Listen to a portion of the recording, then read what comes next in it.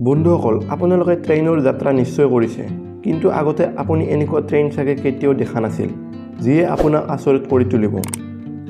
Number 1, virtual train. এইখন এখন এনেকুৱা ট্ৰেইন যিখন ট্ৰাকত নহয়, ৰাস্তাতে চলি থকা দেখিব পোৱা যায়।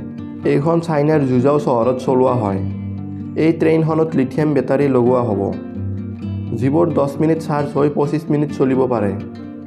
ট্ৰেইনখনত একেলগে 25 জন যাত্ৰী আৰামদায়ক যাত্ৰা কৰিব পাৰিব। নাম্বাৰ 2, দ্য খান। এইখন অষ্ট্ৰেলিয়াৰ আটাইতকৈ দীঘল পেছেঞ্জাৰ ট্ৰেইন, যাক 2004ত বনোৱা হৈছিল।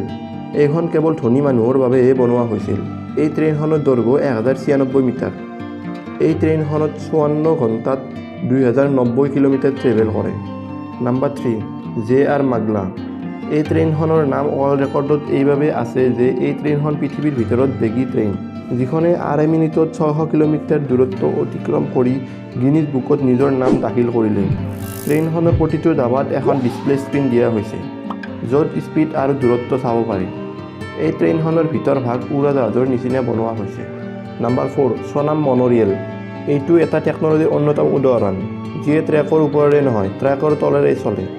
এই ট্ৰেকবোৰ এনেকুৱা বনোৱা হৈছে য'ত আপুনি ট্ৰেইনখন সৰু ৰাস্তা, পাহাৰ আৰু এনেকুৱা কিছুমান ঠাইত নিব পাৰে য'ত সাধাৰণ ট্ৰেইন যাব নোৱাৰে।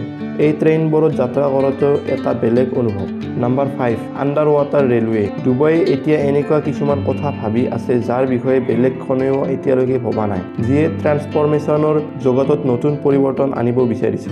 আগন্তুক সময়ত ডুবাইয়ে পানীৰ তলত ৰেল লাইন বনাব বাবে ৰেলখনে পানীৰ তলেৰে নিজৰ গন্তব্যস্থান পায়, য'ত যাত্ৰা কৰিবলৈ সকলোকে উত্তেজিত হৈ আছে। ডুবাই এনেকুৱা কৰা প্ৰথম দেশ হ'ব।